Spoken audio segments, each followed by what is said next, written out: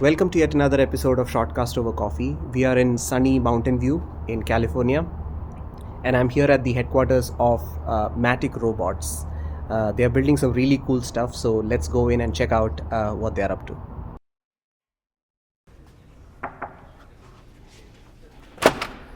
Hi, Mehul. Hi, Bala. Welcome. Nice to meet you. Very nice meeting you as well. Let's start with who you are and what do you do here. Thank you. I'm a co-founder at Matic Robots. We're building home robotics. Our mission is to build robots that save people time and energy. In a very straightforward manner, we're trying to build Apple of home robotics, and starting with floor cleaning robot, which hopefully is a little bit more like iPhone to current disk robots that are sort of like Blackberries or the smartphones of the previous times. Lovely. Yeah. So how did you get into this? What has been your previous experience? Oh, background wise, so we've been in computer vision for a while. Me and my co-founder both, we've been in computer vision since I joined this startup called Light.com, which was a first computer vision startup in Silicon Valley back in 2005. My co-founder has PhD thesis in computer vision. His PhD thesis is the foundational piece of classical computer vision, and it's called histogram of oriented gradients, HOG, which is taught in any sort of basic computer vision class. So we started very early on in the startup world, and I have been in computer vision for a while. So I was at Light.com, then we did another company called Flutter. That Flutter was a company that was acquired by Google. We did gesture detection over webcam back then. So if you see any gestures like play, pause, or thumbs up or this, all of that stuff we used to do back in 2012. Then we transitioned to Nest, and at Nest my role was to lead the entire product portfolio of Nest Camera. Nest security camera, so Nest Cam IQs, Nest Cam outdoor security doorbell, all the stuff we worked on. And then in 2017 we left and started thinking about what to do next as another startup. And it sort of just dawned on us that, hey, in 2017, if you kind of take a step back, that's the peak of self-driving car startups. Yeah, it was crazy back then. Yeah. So we just sort of looked around and we're like, wait a minute, there are 200 plus robotics companies in self-driving space. There are 200 plus robotics companies in home industrial space. But then when it comes to home, all we have is this Roombas, which everyone knows are stupid, but no one is paying attention to it. There is not a single new startup. Why do you think that was stupid? That was the curiosity. That really piqued our curiosity. That why? Because we weren't the first people to feel frustrated about all these home chores, right? There was a recent tweet that said, hey, I wanted AI to do my home chores, and turns out it does generative AI and creative stuff. Like I wanted to do creative stuff myself and not repetitive stuff. Yeah. So we were just kind of curious that why isn't anyone doing it? And so we started digging into it, and we came to two conclusions. One is that we thought that the entire space of indoor robotics is built a bit upside down. And what I mean by that is indoor robots were started in 2002 when there was no computer vision, no ability. First Roombas came out and they were just added a bunch of sensors. And that's great, but then as it evolved, they just kept adding more and more sensors to it. But algorithmically, they were still behind. So that's like having 20 eyes but no brain. And that was one of the point of view that everyone was just adding sensors, not necessarily the brain. The second thing we realized is that if you're trying to build self-driving cars, if you're building self-driving cars, then we have Google Maps and GPS, correct? In indoor space, how does a robot know whether it's in that kitchen area or that side of the couch or this side of the couch? Right? It doesn't have that understanding. It doesn't have that precise characteristic. So we realized that if we can give robot an ability to see, then there is an opportunity. But more importantly, we realized that indoor world is entirely built by humans, for humans, to fit our eyes and systems. So that's where we thought that, look, if we can give robot an ability to see like us, then we can really solve this problem from a first principles point of view. Interesting. Yeah. What is it about Roomba that frustrated you? Oh, so that's a great question. I had a dog, golden retriever, and our joke was that he sheds twice a year, 6 months each. And so at some point I tried Roomba, I tried Dyson, every single one of this device, and things that frustrated me were at a very higher level was most of the times it would just get stuck on the same chair leg or same things. We had a thick pile rug in our living room which you wouldn't even be able to climb it and kind of just get stuck halfway. There are times where it would try to get back to the dock and lose its way, so we would randomly find it in the middle of the living room, stuck and out of battery. And these were all the basic stuff that we thought were related to computer vision and algorithm that we could solve. But even then, if we actually look at Roomba, and we can grab one. So here's a disc robot. Well, if you look at the disc robot, the cleaning is 2 inches away from the wheels. So if you're going right next to the wall, this part doesn't get clean, and then they usually have this brush, this little brush rolls that they're trying to get to. But do we have a manual circular vacuums? The answer is no. So this design we thought was fundamentally flawed. The wheels are too small, so it can't go over any thresholds or rugs. Then if I try to open the bin size, here's the bin. The bin is too small, you think? Bin is extremely small, and again, this is the one where it doesn't come out. But bin is not. Oh, here we go. Oh. There we go. It's not only it's extremely small, but usually Is if that it it? was full, this is it. And if it was full, things would fall out. So all kinds of stuff. And in my home, what it did is it would grab Astro's hair, my dog's hair, pick it up. The bin will get full literally within like 100 square feet or so, and then this hair will just get bundled up and then spit back out. Okay. All right. So just this idea that, hey, the bin is too small, it doesn't clean well, it doesn't clean properly, it gets stuck all the time. So it felt like it required more intervention from me, more work to just keep it going than actually solving the problem. And that's where we just thought we could do a better job. Yeah. I mean, we are talking at a time when, CES just got done. Yes. And did you see the RoboShock? Roborock, Roborock, sorry. You're talking about the hand thing? Yeah. It is actually, so if you take a step back and think about it, there are 3 fundamental problems in floor cleaning.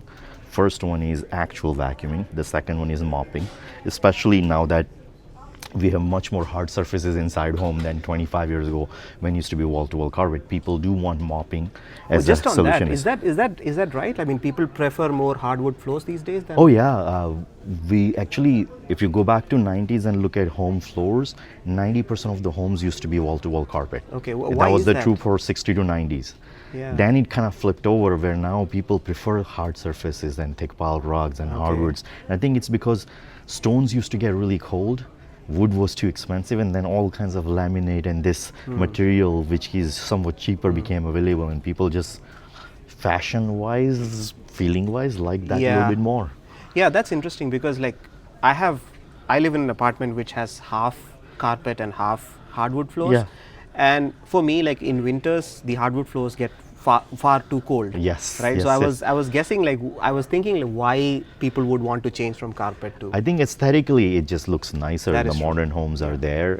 Carpets also get worn out, they get dirty, especially with kids and families. This there, but I think in general I feel like hardwood surfaces have gotten cheaper and more versatile. So that's another reason as well. But whatever that, that's not something that's just my guesses. Yeah. What we really, I was just curious. I was surprised to know that there was a change because. Yeah, now that I go to these so-called luxury apartments, the 5-over ones, it's mostly hardwood surfaces. That's exactly right. So that was the thing, and then when you realize that the world has changed, which is Roombas were also built for a world that was wall-to-wall carpet. That's why the wheels are small. They weren't supposed to go over the threshold. They weren't supposed to go over the thick pile rugs. But now people have hard surfaces, and they have rugs, and they have wires on the floor with all these adapters and stuff. They have thresholds. They have all kinds of furniture. And that required a very different kind of robot system. And we just felt like circle by definition was a wrong design, because if you have a circle, it can't get too close to the wall or corners. Yeah, I wonder, wouldn't they have thought about it? So to take a step back, it's very easy in 2025 to look at robotic vacuums as a disc robots and criticize them. But to give credit to iRobot, in 2002, what they did was nothing short of phenomenal. Okay. Back then, there was no algorithm, there was no computer vision, and they built a device that truly worked. But because they did not have any understanding or ability to build map, they essentially built a device that can bump its way through the home. Okay. It's like coloring between 4 lines, and if you color enough, it will color enough. That's how they started thinking about it. That was a very clever idea, and they built a bump sensor. But they also picked circle as a shape because circle by definition is hardest to get stuck. It can pivot on its own axis and come out.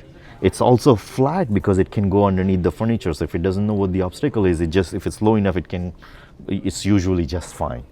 And that was the thought process, and that's great. So for 2002, it's an insanely great device.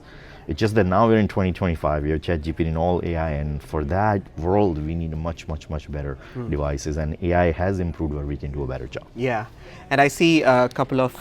Yeah. So there are a couple of here. There is actually a lot more of them in our testing pan here. This is our perception testing pan. You can see all kinds of various furniture, shadows, design. If you look at our if you look at our screen, we also cover our lights. Then we've also created different kinds of steps here, and this wooden panels typically. If you see these wooden panels typically act as our temporary wall, so we can create as narrow of a wall as we want, as kind of different things. We can create shadows. Back there we have a dining table that we test out with. There were different kinds of rugs here. You can also see sort of like a pet gate and baby gate that we've installed. So anytime we hear various conditions from a customer where their robot struggles, we tend to put it in our pan and test around it. And as you can see, it's pretty messy. Wires are there. Easels is there, steps, even a ramp. So all those things we are testing and going from there. Yeah, that's good. How many prototypes or how many things did you have to come up with? Because I heard you say that the advent of 3D printers Yes. really helped you Yes. in, Yes. in coming up with prototypes and testing. Let's walk this way, and I'll absolutely. show you some of the early versions. So this is our kitchen area, but you'll start to see some early 3D printed prototypes where we used to play around with colors and different kinds of stuff. So we've just kept it for sort of a memory at the moment. This is really the evolution of various prototypes. So these were more like a summer projects we used to just muck around with, just to kind of see. So in this one, we opened up Makita vacuum back in the days just to see how the vacuum works, and we're playing around with few things. These were really the first proof of concept prototype. So 2 black and the white ones, and these were built using Jetson, NVIDIA's Jetson Nano infrastructure as well. And the idea was that, hey, can we give robot an ability to see the way we do, and can we just give it a gestures and voice controls and will it work, and can we just do the whole thing on the device? Because as soon as you put camera into the home, privacy becomes an issue. Latency is also an issue, because no matter what you do, if you're sending information to cloud and it's coming back, it takes time. And homes have steps, homes have kids, and you don't want to have a robot that says, oops, I bumped into your child because internet was weak, or I fell down the stairs because internet was weak. So that's where we wanted to do things. So these were really the first proof of concept devices that we built in 2019. Then we went out and did a lot of research, and that's when we realized that people actually care about mopping as much as vacuuming. Because of hardwood floors again? Because of hardwood floors. So we went and talked to a bunch of families. And then we also realized that actually most families do not necessarily care about cleaning their entire home. Okay. For them, they usually have someone coming doing deep cleaning every 2 weeks or every 4 weeks, whatever that cadence may be, and that's where, or they themselves may do deep cleaning. What their main problem was the day-to-day, as kids and pets are walking around the kitchen area, dining area, living room, and constantly generating mess. That's when they'd have to spend 20 minutes, 30 minutes every day just to doing manual cleaning using Dyson or any sort of manual vacuum, and that's what they really wanted to solve. Yeah, that's one thing that I always thought about is, if you're single, or let's say you are living as a couple, you are responsible adults, so Yes. you probably don't make a whole lot of mess. Correct. So ideally, cleaning would be maybe mopping once a week, Correct. or maybe vacuuming Yes. twice a Yes. week or something. So like for a 700 foot or square foot or 800 square foot home, it's like 15 minutes. 15 minutes. And for those, honestly, disc robots are very good. The current versions of robots do very well. Where it doesn't work out is usually where you have a pets and families and dirt is constantly generated. And on the answer to your question is, my 5-year-old probably eats 6 times a day. She's constantly walking around, she's snacking every hour and a half. She's dropping grapes, apple slices, all kinds of stuff onto the floor, sticky yogurt drops, cookie crumbles. And those are the things that we are trying to clean. As she eats, she will make a huge mess around the dining table too. And now she knows that Matic will come and clean it. But that's the idea that, hey, these are the things I don't want to constantly keep doing. And really, when it came to realization that this is a big problem, is I heard my wife, and this is the challenge for every single family. And all of a sudden, as I was at home after leaving Nest and we were thinking about this, all of a sudden her comments like, I feel like we're always cleaning. Like it resonated. And then all of a sudden, she would get obviously frustrated with kids saying that I just cleaned it and you already made a mess. So this idea that, hey, this is a never-ending task. We never get done cleaning our floors. They're constantly getting dirty if you have pets and kids and as we're using it. So entropy is always there, right? So in that scenario, what could be a device that can continuously clean on our behalf, that doesn't get tired, that doesn't get bored, that doesn't complain that I'm frustrated? Well, that's a robot. So if we can build a robot that does this in a way where it just works, then it can really save our time and energy. Yeah, that's perfect. So, I heard that you poured in some of your money in the beginning. Yes. And then you started to pitch it to investors. Correct. So when you were making your first pitch, what was the reaction from the investors? Like, not yet another robot company, or what was the thing that made you stand out? I think as a second-time entrepreneur, I'll take a step back. So you're asking a good question. Raising funding, talking to investors is never easy. At the same time, it is relatively easier when you try to do it second time around after having a first successful exit, so to speak, and which we had at Flutter. But then we went out and talked to a bunch of second-time entrepreneurs, and their point of view was that, look, if you go too early and raise your funding, you're not thinking through all the details enough. So that's why we decided to pour in our own money, and we decided that, look, we're going to build prototypes and we're going to prove this vision of what robots should be. And that's what we built with this prototype devices. So instead of telling what could be the future, we showed them what could be an amazing robot. We showed them how the vision could be different, how it can just work with the vision system, how it can map, how we can give robot an ability to self-explore, self-build a Google Street View like map of any indoor space just using RGB camera. So we built all these things, and when we did it, they realized that, okay, this particular problem is valuable enough. And then more than anything, the goal was never just to build floor cleaning robot. Goal was that this is a stepping stone, a first product that allows us to go inside home, solve problem in a meaningful way, and then build second, third, fourth product, because inside home, we're doing a lot of repetitive and mundane tasks, and floor cleaning is just one piece of the puzzle. Yeah, that makes total sense. Address the problem that is so repetitive. And I feel like, people who do not have families just do not understand the number of times that you have to clean. And that's where you had asked earlier what I think about the Roborock hands. And I think the concept is in the right direction, to be entirely honest, because there is this value. If you have kids, you have a lot of items on the floor. And at some point, even as humans, we are pretty smart, but we still step on kids' Legos and pinch ourselves, or we still might once in a while just kick the toy or a book that's on the floor. So can you pick it up? So tidying up itself is a problem. But it's not just about shoes or picking one item. It's more along the line that can you genuinely just tidy up a home as well? Right. So it's a good stepping stone, but like anything else in life, it boils down to how you execute and how you make it happen. Yeah. Perfect. Now we can go ahead and get a little.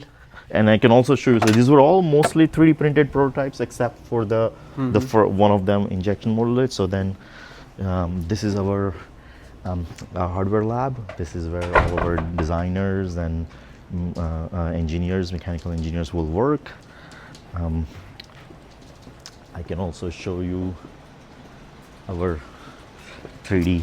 This is where we have tons of 3D printer. This is for 3D printer farm, so to speak. I had a question. Yeah, you mentioned 3D printing farms, right? Yeah. Do you think that 3D printing can completely change manufacturing? And what I mean by that is, we have this conventional setup where we have like parts coming in, and then there are stations where things happen one after the other. The so-called Ford model, right? Yes. Manufacturing assembly line. 3D printing farms is something that I have looked into, but I wonder if it can ever reach the mass manufacturing scale. Like, what has been your experience? And the answer is no, at the moment at least no. 3D printers are slow.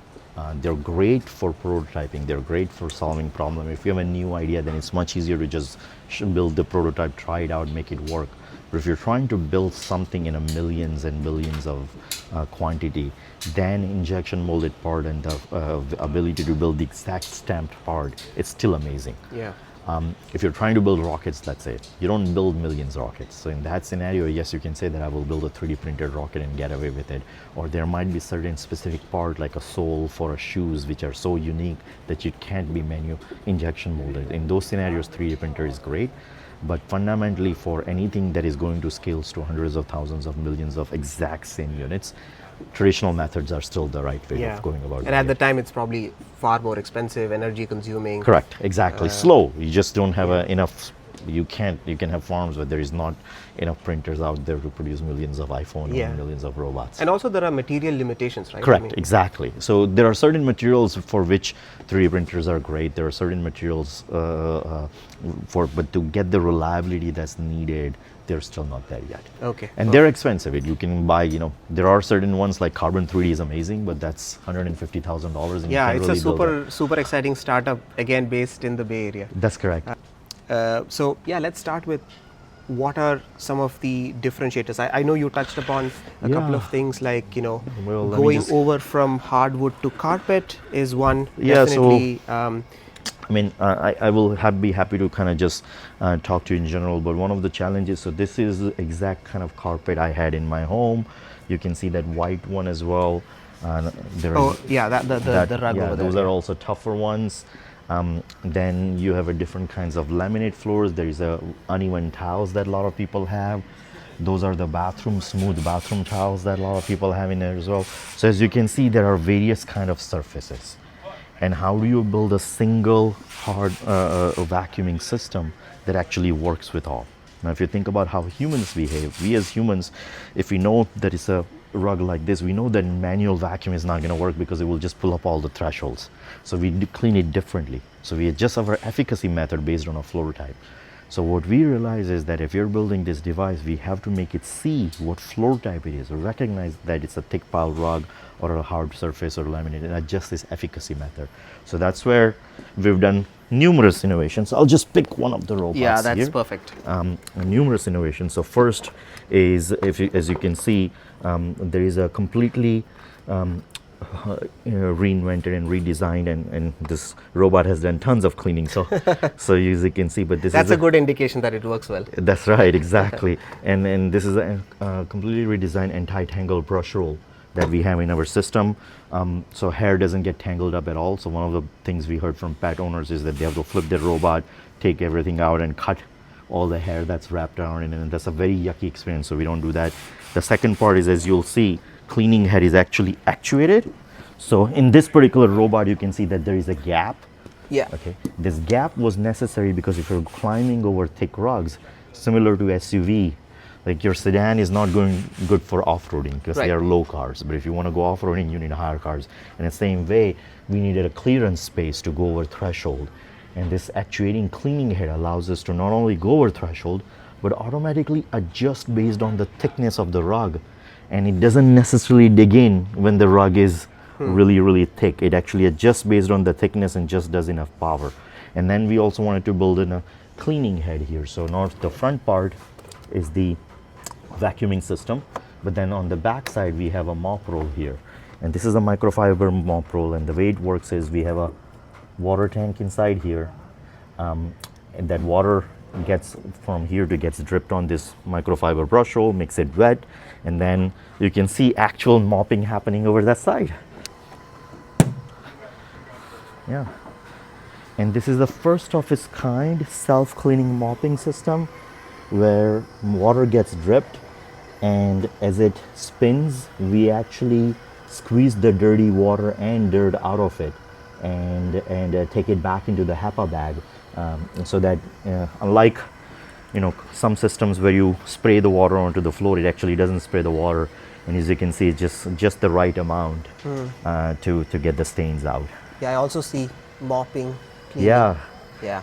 So, and that's another. So those are all little items. I'm happy to go into details of it. But I think one of the things with mopping is every time you mop a certain area of the floor, you have to rinse and throw the dirt out in water, right? Clean it out. That's exactly right. So that's where we realized that A lot of systems, the way they work is they usually have water that gets sprayed, and then they have a mop pad, and they usually take that mop pad and use it, but then the all the dirt gets dragged with it. Yeah.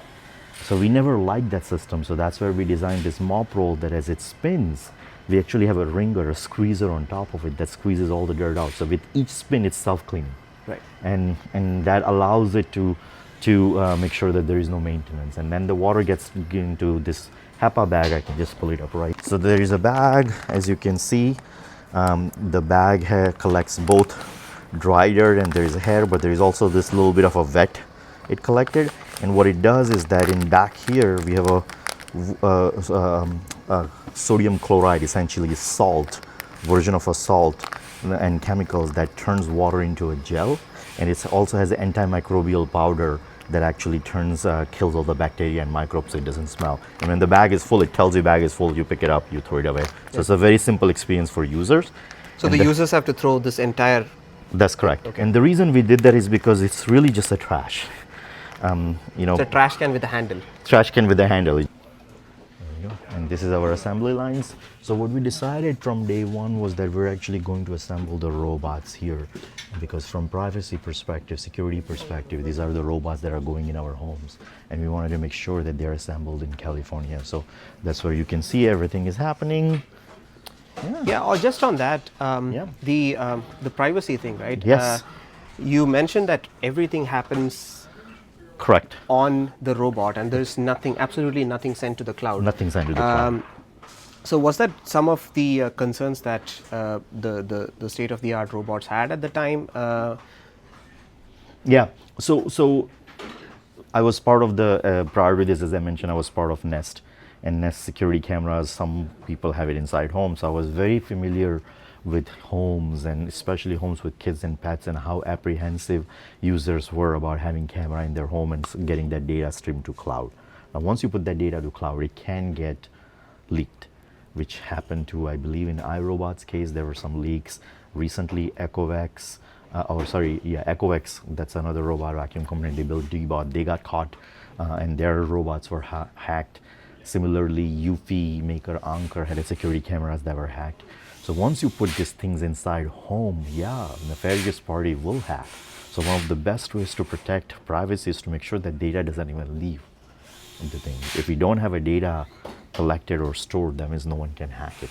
So this was a huge priority for us, that we're building this camera-based system, but can we do it in a way that the other appliances are, where it just works? And there is a second advantage of doing everything on devices, as I mentioned, latency piece of the puzzle. Yeah. But the third one also, there is also a third advantage, which is if you build most people have seen Google Maps, most people have seen Google Street View. And when you're building outdoor maps and outdoor street view, there is an advantage, and that advantage is that outdoor roads don't change as much. But in home with kids and pets, things are flying around, homes are constantly changing. So we needed to build a map that are dynamic. They're constantly saying that, hey, there was a toy here and it's no longer there, so maybe I need to clean it. There was a wire. There wasn't any wire when I came here last time, but today there is a wire, so I need to avoid it. And those sort of changes can only happen if the robot is doing everything on the fly on device. So that's where dynamism, latency, and privacy, all three things get taken care of when we do the whole thing on the device. On the downside, do you think you're missing out on data that you can learn from, like feedback, maybe what's going wrong with hundreds of robots that you're shipping, and maybe perform continuous improvements? So that's a great question. And I think there are two schools of thoughts here. Obviously, there is a scaling law that a lot of people are talking about, and that's helping generative AI and doing it in a large way. From robotics perspective, and this is where we have always approached this problem from a human point of view, and we just felt like, look, we as humans don't usually need tons of data to learn. We actually learn quite fast. So do we genuinely need millions and millions of home maps to be learned? The answer was not really. So the way we think about it is that if we build trust with our customers, and if they understand that we're keeping their data tracked, then the long tail data, where they make mistakes, some customers are more than willing to help us actively giving that data. But that's based on a trust, and that's based on not taking all the data, which is not necessary anyway, just some part of the data that customers are willing to share. Yeah, and I feel like, homes are, even though a lot of things can go wrong, they are still not as bad as roads. That's correct. And it's still a constrained space. And yeah, so it has both advantage and disadvantage. The advantage is that we don't have to make a robot that works in all homes. We have to make a robot that works per home. So it builds a map per home and understands per home, and it gets better and better over time within that home. That's one piece of the puzzle. Two, we don't have to worry about inclement weather of snows or rain or any of that stuff, right? Three, homes, we are also not moving as fast as the cars. yeah, So some mistakes like going over the dog poop or falling down the stairs, those are deadly sins. They are not acceptable. But the other mistakes are trivial. If it once in a while, and we do that once in a while, we bump into our furniture or we bump into our chairs, and it's not the end of the world. In a similar way, we just felt that in some scenarios, mistakes are trivial. And because these mistakes are trivial, we can learn from it, get better at it over time and get better. So we don't have to worry about making fatal mistakes. So in that scenario, it's easier. Do you want to keep your manufacturing in California, or do you? That is the plan at the moment. We'll see how as we scale what No, happens. I was just but that is curious the plan. because you may anticipate higher volumes at some point. So either in California or United States, it's not necessarily the California itself, but we are looking to see if we can keep assembling as many components as possible in the United States. That's great. Do the final assembly will always be here. Final assembly will always be here. Yes. Hey, here we go. So this is one of our production robot. I'll just take it out for a second and then put it back in. But as you can see, much nicer. Yeah. Brush roll is actually one of the new ones is right here as well. So this is the tangle-free brush roll that we talked about. Initially, we designed this with using 3D printer, and for the longest time we would use even carbon 3D printer to come up with this idea. But now we actually do injection molded, and it's a tangle-free, first of its kind hair tangle-free brush roll. So that's the thing. And as you can see, the robot actually has much bigger wheels, so it can go over similar to SUV, different thresholds and stuff. And the entire intelligence of the robot is contained in this black crown. That is crazy to think about. I mean, edge processing. Everything is just there. It's literally 5 cameras. So there are 2 cameras in the front, there is 2 cameras in the back, and then there is a 1 camera on the top. Here we go. In the back, and this is on the top. Then we added display because many times in home, robots are doing something, and as a user, you have no idea what it's doing. So display gives it a little bit of an instructions and understanding on what it's trying to do. So there's absolutely no control on the robot itself. No, so there is just a power button right here. Okay. 1 power button, and then we have cameras. These are 4 omnidirectional microphone, which would allow us to tell robot to go clean specific rooms. So hey Matic, go clean toy room. Hey Matic, clean here, etc. And this, we do also have a IR illuminator lights. So this act literally as a headlight for a car. So these are IR based where we don't see it, but at night time robot can illuminate the space and clean at night. So one of the things we wanted was that hey, can we build a robot that allows us to clean at night and wake up to a clean home? Yeah. So that's the feature we internally refer to as ZenRise that we've really built. Yeah. So everything is, we literally design everything from scratch. And as you can see, what processor, GPU goes in? we are using NVIDIA Jetson Nano 4GB. That's the processor, and it's really 5 cameras, 4 microphones, and then that processor. So everything just gets onto the processor, all the intelligence, and then everything is saved on the device, and nothing goes to the cloud. Okay. That's, I mean, it's crazy to think about how far we have come in terms of computing. Yeah, and the philosophy, and there is this philosophy that a lot of people have that humanoids are the best form of. You don't need. That's probably over engineering, isn't it? Maybe. The philosophy that Navneet has is that okay, and I tend to agree with it, is that if nature has had billions of years to evolve as humans and obviously other animals and species, turns out 4-legged and 2-legged is the best way of locomotion. 2 eyes and a bunch of algorithms is the best way of doing it. Yeah. So can we just keep similar philosophies? Yeah. So one thing that's why we just use the camera-based system, because that was the philosophy we There's actually an interesting school of thought, right? I mean, I know a lot of people who are doing research in the field of nature-inspired That's correct. learning, right? That's correct. So, I mean, nature has done all the hard work of Yes. Yes. evolving over so many years. So why do we have to reinvent? Why do we? And there may be better form. Obviously, you want to. Which is one of the things we internally talk about quite a bit, is no one wants humanoid, no one wants robot. They want solution to their problems. And if it happens to be the humanoid that's solving it, they'll buy it. If it happens to be a wheeled robot that's solving it, they'll buy it. They don't necessarily care about the specific form. But there is an element of, can we interact with it in a very human way? Can we understand it in a very human way? Can we, the metaphor we use is that, imagine if we have a domestic help in our home. How would they clean our home? How would they do things for us? How would we interact with them? Can we enable similar things into the robot? If we can do that, then it becomes very natural for us to have a robot bring in. And that was the thought process behind making it a little bit friendly as well. So as you look at the robot, like that, we did this thought experiment where we're like, imagine if we have a robot and we invented time machine and we sent this robot back to Roomba, back to 60s or 50s, and ask people, what is it? And there's a good chance they will never guess that it's a vacuum or a robot. Yeah. Right? So we wanted to make a robot that looked like a robot. We wanted to make it friendly with the rounded corners so kids and pets aren't afraid of it. Give it a rectangular cleaning head so that it can get to sides and corners very well. So there was a lot of thought process around it. Yeah, I mean, to my previous point of humanoids, right? Yes. Like I always think about, when does it become over engineering? Like for instance, cooking, Yes, right? yes. So there is a school of thought that wants an AI-powered machine where you just put in the vegetables and then it just pops out. Yes, with the right meal. With the right dish. Yes. But sometimes, kitchen appliances like a dough maker and a tortilla press can Yes. get you 95% of the way. Yes. And it takes enormous amount of effort to get to that 100%, That's right? correct. That's so, correct. do you think about it? Do you think about the fact that, like, what is the line between over-engineering versus, getting it quite right? I think we don't think from the perspective of over-engineering. We just think of perspective that what problems do user want to solve, and how do they want to solve it, and how frustrating is that problem.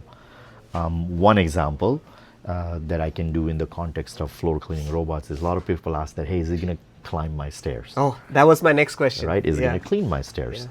Well, first of all, stairs are maybe 2%, 3%, 5% of the cleaning that's required in your home, number one. Number two, if I were to build any sort of stairs climbing system, the cost of the mechanical system, that would be so high that it would become unaffordable, right? Three, maybe it's just easier to build robots that are per floor and just make them cheaper. And if you have one robot per floor, maybe stairs is the only thing you need to clean, and that solves the problem, which is 95%.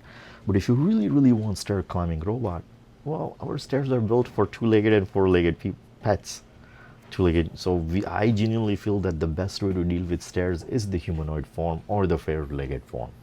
That's what they're designed for, and we can try to build other systems, but I don't know if they're going to be efficient or not. So at some point, if you genuinely wanted a robot that can go all over your home and do all kinds of tasks, maybe humanoid would be required. I don't know the future, but that's the thought process. So that makes sense. Yeah, and you can sell 2 Matics to them. Exactly. For us, it was more of a question that as we make them, as we at the moment, it's already pretty reasonable at about $1,000.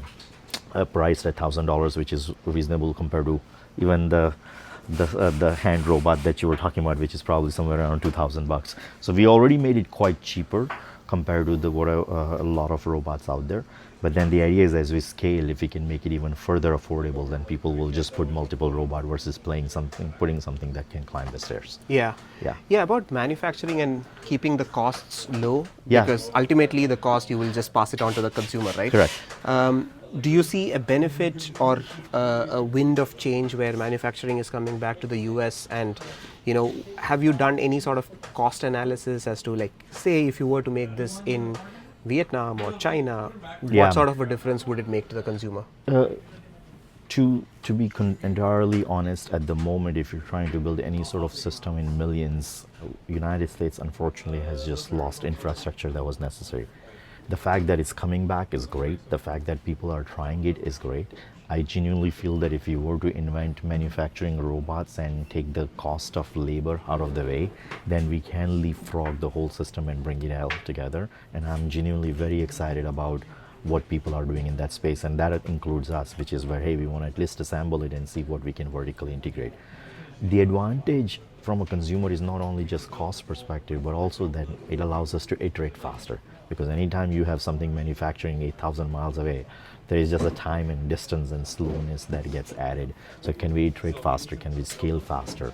And what Tesla and SpaceX doing is phenomenal, and that's a really good inspiration for us. That's so true. And you mentioned about manufacturing and how autonomizing manufacturing can bring manufacturing back. What about suppliers and supply chain? I think that's just a function of us being able to build factories here. The more we scale, the more we build factories. The suppliers' incentives are to supply parts to whichever place they're doing it. So I know back in the days, maybe Dell still has it, but back in 2005, I was fortunate enough to visit Dell factories in Austin, and I remember asking them questions about parts, and they told us that, oh yeah, all of our suppliers have warehouses right next to us.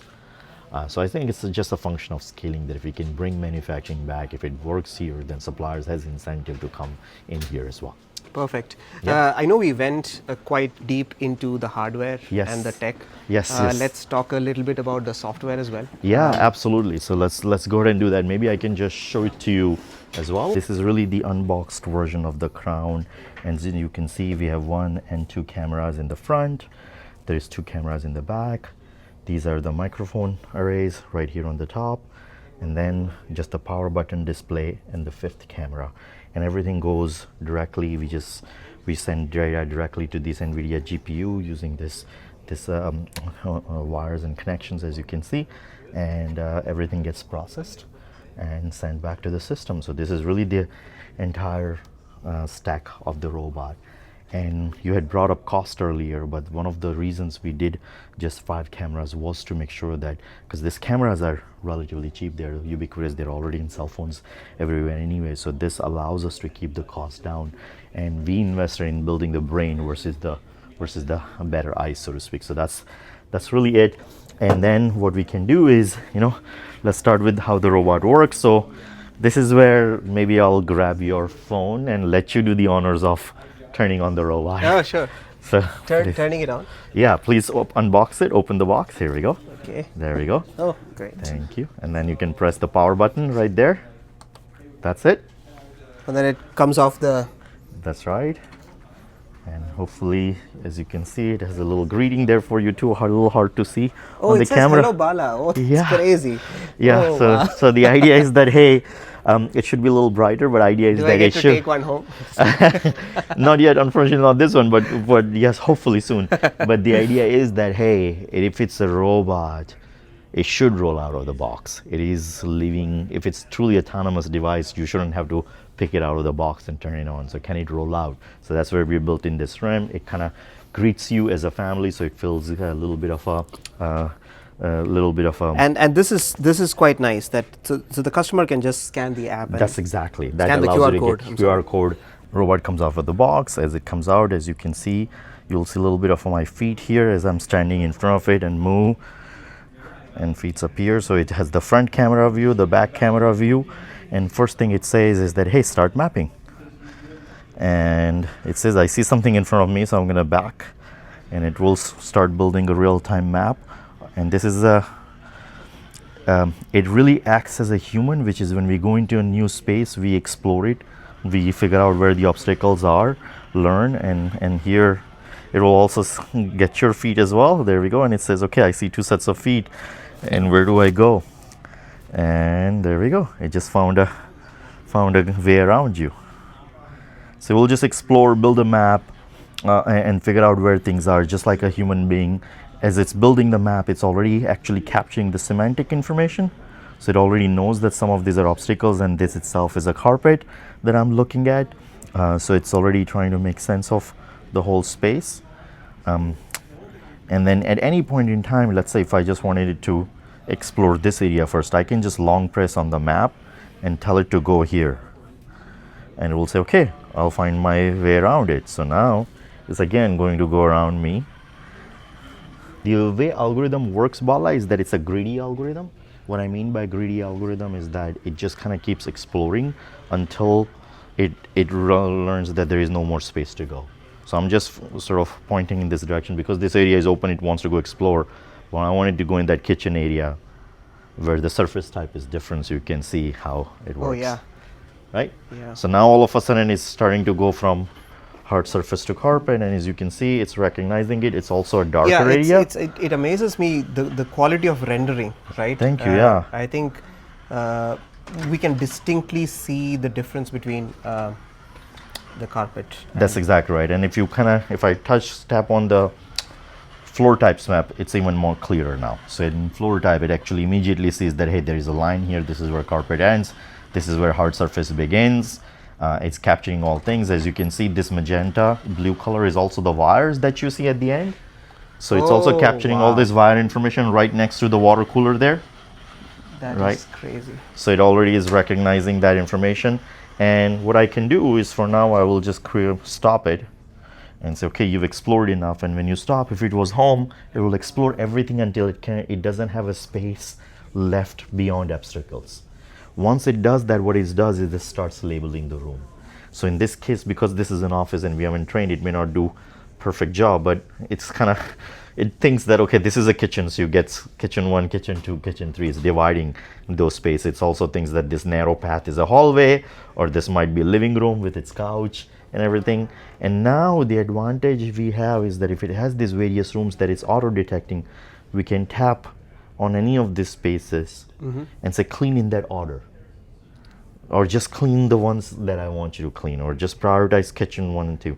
Not only that, but I can even say that, hey, you divided this into 3 rooms, but it's just one thing.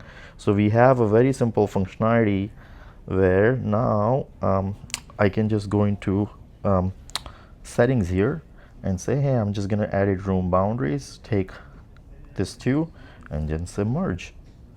And it will just say, hey, I'll merge it, and I'll do one more time, merge, and call it a kitchen. And now this whole area is merged, and it allows us to combine, delay all kinds of space. But now I have an information, and the advantage here is advantage of having this sort of a map is now if I were to clean it, I can tell it to clean this area in that order. But also I can tell it to vacuum, mop, or vacuum and mop. And if I select vacuum and mop, it knows that I need to vacuum this area first and then mop. But if it's a carpet, it will just vacuum, it won't actually mop. Okay, so what other cool features are there? Yeah, so let me show you something really cool. One of the best demos that explains the technology that we've built beyond just cleaning. One of the biggest challenge in indoor space is that every single robot builds what we refer to as a relative map. Relative map is that they start from the dock and then build a map. And as you noticed, we actually didn't start from the dock at all.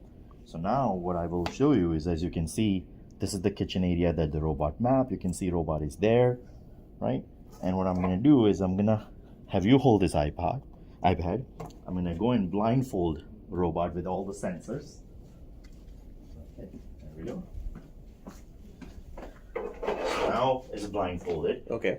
If I were to blindfold you and move you to the other side of the office, you'll figure out where you are. Yeah. So can the robot do that? And this is one of the biggest research problems. So now, I'll pick up the fold, and then you can see what happens onto the screen. And within 10 seconds, it should have moved from the kitchen. It should be able to move. So we've created there we go. Oh, that's brilliant. And it just immediately moved. In an ideal world, maybe I would love this to run on its own. Not just on its own, but maybe once in the morning, once in the evening, and then figure out maybe if it's a spill, mop it. Yeah. So we have an ability, so you can just go in here and you can also schedule. And if you do a schedule again, you can pick and say, I just want to do kitchen and have 3 schedules for kitchen, or I just want hall area near the doggy door and have 3 different schedules for that. And it allows you to pick and choose add as many schedules as you want. So there is an advantage. And because it's a vision-based system, eventually, and we haven't enabled this feature yet, but one of the features we are working on is to teach it to detect dirt and stains.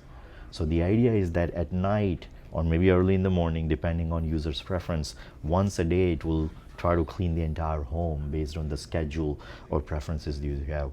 But then throughout the day, it will get off the dock, look for dirty spots, and if it finds it should just clean it. Because we want to live in a perpetually clean home with perpetually clean floors, not once a day or once a week, correct? So that is the idea behind it, that you can schedule it as much as you want. And the three pillars of Matic, when we built it, one is obviously the cleaning efficacy. It is a robotic floor cleaner, so it should clean well. The second one is autonomy, which is it should clean on its own. And then third one is what we talk about is the controllability, which is most homeowners do not want robot to clean on its own on its random schedule. They have a preferences, they have a choices, they have a way they like to clean it, and cleanliness is also an eye of the beholder. So that third pillar is the big piece of the puzzle, and that's where we came up with the idea of draw to clean, or clean this specific custom area, because everyone's needs are different. And what we realize is that as a user, you want to be able to tell robot exactly what to clean, and then it does on its own. And that's the third part of the puzzle. So that's where we're having a lot of one of the other things that I notice is it's incredibly quiet. Yes. Compared to a lot of the other vacuums. And that was another thing as well, that family life. So the way we thought about it is that we have 5 senses. One is noise. That's a pollution. So if I have a cleaning system that is polluting the noise, that's not a good idea. So it has to be quiet, and it allows me to clean as much as possible. 2, it should look clean. That's where mopping and vacuuming both matters. 3, when I walk bare feet, does it feel clean? If your floors are clean, you can tell. Your feet immediately feels it. If it's mopped, you immediately feel that as well. And then the fourth one is, does it smell fresh or does it smell dirty? So all 4 of those things we care about, and all 4 of those things we are trying to work at. Lovely. Before we conclude, Yes. mean, you might have thought about this already, but I just wanted to ask you if you haven't. We all noted about smartphones, and there was so much innovation in the 2014, 2015, 16, and so on. And now we have reached a stage where it's kind of plateaued. Correct. And same with smartwatches as well. Correct. Let's say you go on and build and push this to the limit and add Yes. all the features. What do you think is needed to be done from this point onwards, and when do you think that plateauing will happen? That's a great question. So first, I'll take a step back, and I'll kind of, one of the research we did back in 2017 is tell you that on average, a family of 4 in the United States end up spending about 50 to 60 hours a week just doing home chores. That includes clothes folding, that includes cooking, that includes all kinds of stuff. But if you take a step back and think about it, just 60 hours a week, that's actually much, much bigger than driving. So this is number one, a gigantic problem. We as humans are a creative species, not a repetitive species. So we absolutely want to not do this again and again. And if we can free up that time, then people can maybe potentially spend it on creativity. So to free up that 60 hours, we believe that's going to take another 5, 10, easily another 20 years, if not even longer. And that's the idea behind it, that there is just so much elements of it. And when we are done, we are done when we can rely on a robot to do entire sets of home chores for us. Okay. Where we're no longer in the loop, where we can just tell them what to do and they do it. And just like a great domestic help, they even understand our preferences, they understand our quirks, and actually adapt to our own home, each individual home versus theirs. So we're not probably, I don't believe we're going to be done for another 20, 30 years. So it's going to take a while before it plateaus. It's going to take a long while. Yeah. We're just getting started. One of the things that I'm really looking forward to, and one of the things that I hate the most, Yes. is folding clothes. Yes. Doing the laundry, Yeah. drying is fine, but just the Yes. folding part is... It's pretty amazing. But, we can even start going in a different direction. Folding clothes is everyone's painful, but, as we were thinking about some of these things very early on, I couldn't understand why it's been 60, 70 years since we invented washer and dryers, right? Why do we still have to take the dirty clothes out of washer and put it in this dryer? year in CES, there was, I think it was this year, in CES there was one demo. Yeah, 70 Finally, years, right? 70 years. Okay, why do we still have to separate colors from whites? Why do we have to still put that laundry detergent and look at those buttons and look at those cycles and perm press or whatever it is? And none of it makes sense to us. And why do they still sell lint removers? Yes, why do they still? And the innovation we get is that now they're connected to app, and it will send me a text that tells me when it's done, or we'll put a TV in front of a refrigerator That's not an innovation. It will be innovation when refrigerator tells me which products are about to get dirty and I should use. That would be great. Right? Or what is my fresh Because there's product? always that zucchini lying in the back of the fridge. Exactly, exactly. So that's the idea, that there are real problems that we're not looking at, and home appliances in general haven't been looked at from first principles for 70 years. And instead of looking at them exactly the way they are, which is most of the innovation in robotic vacuum space or vacuum space or in appliances spaces, take the device as is it and then add something to it. But now that we actually have AI, now that we actually have all this amazing software, maybe we need to throw all those assumptions out and start from scratch and say, hey, if we could build a product from scratch today with everything that's available, what would they look like? And what are the problems that customers are still facing, and can we do it?